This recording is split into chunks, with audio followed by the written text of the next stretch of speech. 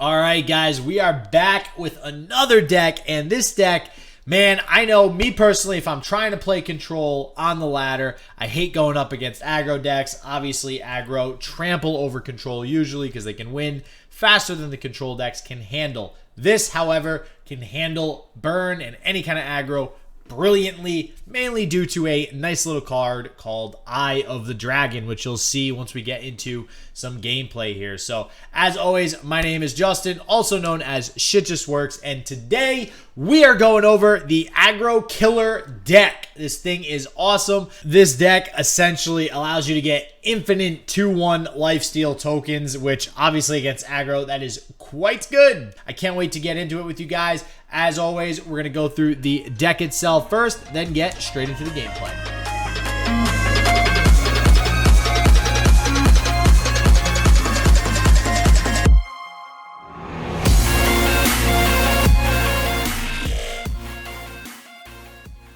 Alright guys, so before we get into the gameplay and you can see how crazy these 2-1 lifesteal tokens are, I'm going to go over some of the card choices in this deck. You'll notice the name of the deck is actually Fizz. This started off as a Fizz-centered deck, and I don't know, Fizz kind of stuck out to me more as a control tool more than an elusive, just, you know, aggro-y, mid-range type tool like the old school elusive burn decks, right? This deck kind of uses Fizz just to, you know, control the board a little bit. You can't really get rid of them off the board. And what's interesting about Fizz, if you didn't know, something like Static Shock that targets maybe him and another ally. Basically, when you play a spell after your opponent targets Fizz with Static Shock, it also disables the other target. So it's interesting how he works with multi-target cards. He does not obviously counter things that target stuff randomly, such as the new Bilgewater card, the 2-cost fast spell, deals 1-3 times to random enemies. So as you can see here, this deck has a lot of spells. So we're looking at 22 spells to 18 units. Honestly, I think 18 units is even a little bit much. We do have 2 Fizz, 2 Karma, and 2 Lee Sin currently. Lee Sin is meant to be more of a finisher, so he goes along the route of playing multiple spells at a time to level up, obviously getting his abilities off as well. If you play 2 spells, he gets better, and if you play 2 spells, Eye of the Dragon gets better. And this card is, wow, they are probably going to have to nerf this card. If they bring it to 2 health, that might be a little too far. Then it won't be good maybe because it'll be a lot easier to kill. Maybe take the attune off. I don't know. This thing is insane. It's very easy to get the Dragonling out with playing 2 spells on a turn, especially in a deck like this. Something like Retreat, you can basically negate something that is targeting it. So let's say your opponent get excited it, you retreat it, and then you use the fleeting return to play it again for 1 mana. And now you're getting an Ephemeral Dragonling on the following turn. So that instantly activates it. You have a lot of other burst spell speeds in here, like Pocket Aces. You have Recall in here, which is another safety net to kind of save your Eye of the Dragons, your Fizz if you need to, or even something like a Karma or a Lee Sin. The idea of this deck is that once Fizz or Lee Sin especially hit the field, they're staying on the field. Karma, you can deal with, you know, not having the entire game, but you want to try to get your Lee Sin and your Fizzes to stick while playing other elusives like Kinku Lifeblade, like Zap's Brayfin, like Shadow Assassin, to just slowly poke down your opponent. All right, so let's get into this first game here, and this is very clearly an aggro deck. We have a Teemo, Noxus, PNZ, and you can see we have the Eye of the Dragon in our first hand. You are almost always going to want to keep that in your first hand, especially against a burn deck. This card is absolutely insane. I don't think I get nearly as many triggers off this game, so you can still win without the card. So I think the second game, you'll see really how nuts this Eye of the Dragon is. But you definitely want to keep it. Those 2-1 tokens that you get for lifesteal are incredible. If you don't know what it does, basically when you play 2 spells, you get at the round start, so the next round when it starts, you get a free ephemeral 2-1 token that has lifesteal, which is really, really good against burn decks and pretty much anything, just for blockers and stuff like that. So definitely keeps you alive for quite some time. Now, you can see in our hand, we have 3 Twin Disciples. So this deck loves Twin Disciples. If I could play 6, I'd probably play 6. That card is freaking amazing. It has 2 uses. It has the power to buff up something like a Kinku Lifeblade to give us more lifesteal in an emergency situation, which I believe you'll see here in a second. And it also has the ability to pretty much save all of our units. And the goal of this deck is really just to keep the same units on the field the entire game. So you want to keep Fizz on the field all game. You want to keep Eye of the Dragon on the field all game. The idea with Fizz is that hopefully you can eventually level him up. He gets some Nexus Strikes off, and you get some Chum the Waters for free. It's just some extra card advantage. The idea with Eye of the Dragon is that you just keep getting infinite lifesteal and tokens to block anything your opponent might have coming.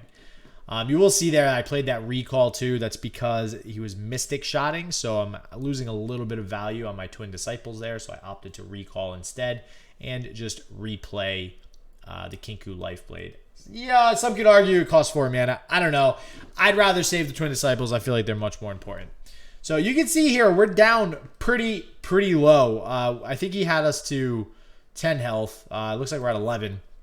We're at 10 health by like the 4th turn. So it's, and I took a lot of open attacks. Like I could have blocked, but I opted to save my units again because I'm valuing the importance of them staying on the board more than, you know, just being a chump blocker to save my life. And as he starts to try to get rid of my Kinku, man, it feels bad. I buff it up to give me more lifesteal, and then I save it with another Twin Disciples to save it from the Get Excited. And if he actually had like a Brother's Bond or another Might or something like that, I would have probably just buffed the attack again to give me an additional 3 lifesteal. So those 3 Twin Disciples ended up helping a lot this early game here. And you can see after that turn, we now have a 2/1 token with lifesteal. And we still have the Kinku to attack with.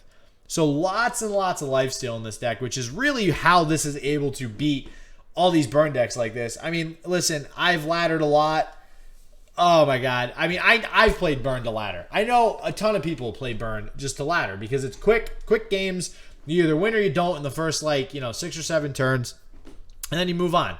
This deck can win just as quickly, right? It's not a control deck to the point where it needs to wait until turn 20 to win, but it can also fend off burn decks with how much lifesteal that it has, which I think is pretty freaking cool.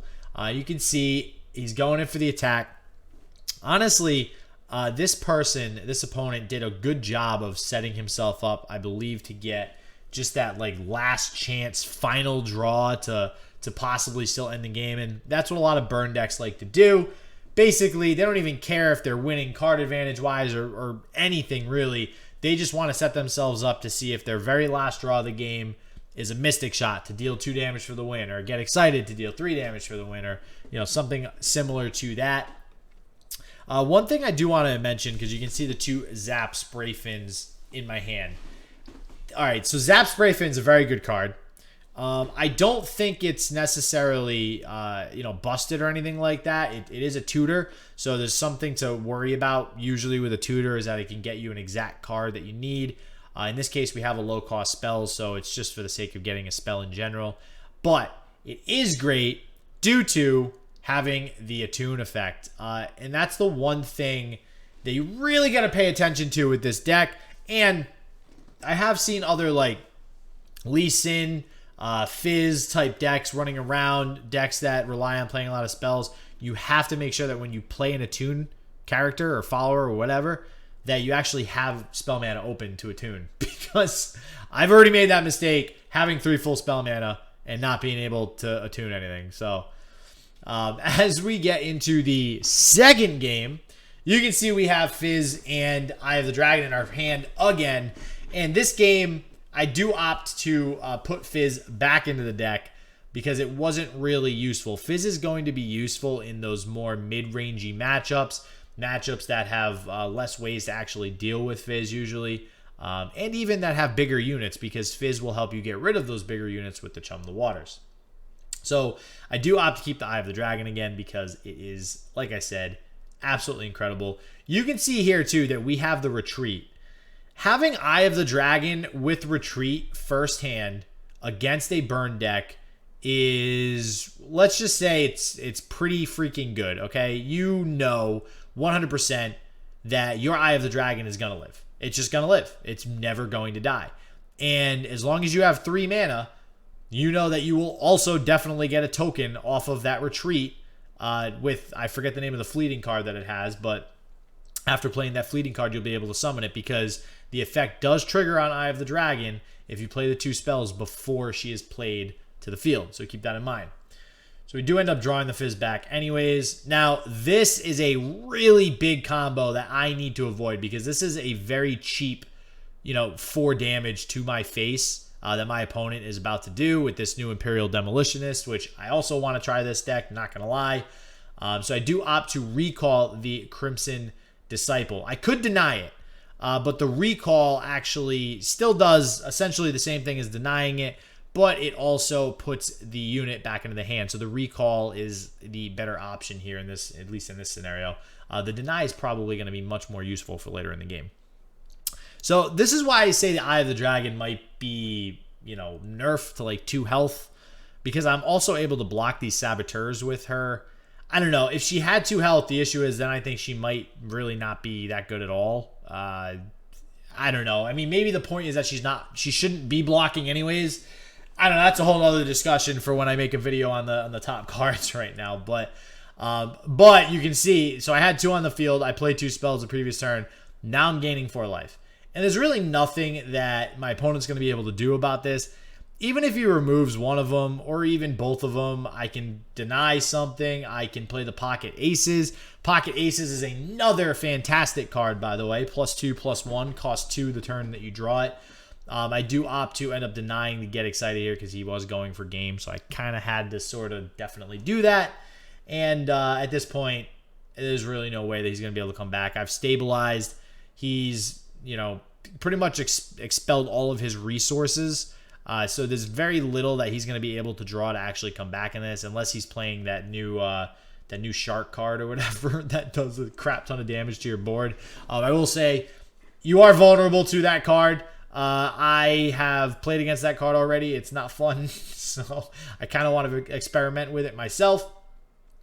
So he attacks here with the Draven, and at this point, again, the other good way that you can use Retreat is basically as a block, because obviously, if you don't already know, if you recall an ally in the middle of a block, you will basically still negate the strike unless that person has Overwhelm. The Darius does not have, Draven does not have Overwhelm yet, so it does negate the 3 damage, and I'm able to get the 2 spell triggers off, summon the other Eye of the Dragon back, get the level up on the Fizz, and the next turn I'm going to get 2 more tokens, and it just keeps going and going and going. All right, guys, I'm going to continue to play around with this Eye of the Dragon card because I honestly think it's busted. I've already seen some people playing it in another Ezreal Karma deck. I really hope that's not a thing. I'm so sick of hearing about Ezreal right now, so I've seen some Ezreal Twisted Fate floating around.